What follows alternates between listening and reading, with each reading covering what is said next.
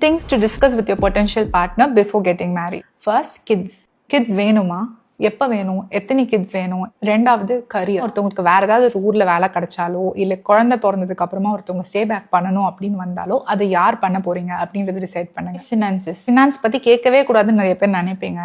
But நிறைய பிரச்சனைக்கு அது காரணமாக இருக்கும். ஏன்னா ஸ்ட்ராட்டஜிக்காக கடன் வச்சுக்கிறது தப்பு கிடையாது.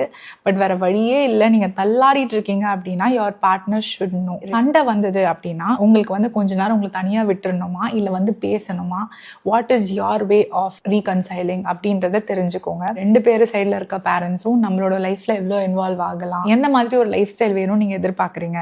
சில பேருக்கு அட்வென்ச்சரஸாக இருக்கணும், நிறைய ட்ராவல் பண்ணணும், அந்த மாதிரி ஆசை இருக்கலாம். சில பேருக்கு எனக்கு செலவு பண்ணக்கூடாது, சேர்த்து வைக்கணும், அந்த மாதிரி ஆசைகள் இருக்கலாம். ஸோ இதெல்லாம் நீங்கள் டிஸ்கஸ் பண்ணணும் அப்படின்னா அப்படியே 10 பொருத்தமும் பக்காவாக மேட்ச் ஆகணும்னு அவசியம் கிடையாது. டிஃப்ரென்சஸ் இருக்குது அப்படின்னா முதல்ல நீங்கள் முன்னாடி அதை தெரிஞ்சு புரிஞ்சு அக்செப்ட் பண்ணிக்கிட்டு கல்யாணம் பண்ணிக்கிட்டா சூப்பர். பட் சுத்தமாக தெரியாமல் பிளைண்டாக நீங்கள் போய் விழுந்துட்டு அதுக்கப்புறம் எனக்கு இதெல்லாம் தெரிஞ்சுதான் நான் கல்யாணம் பண்ணியிருக்கவே மாட்டேன் அப்படின்னு சொல்லக்கூடாது.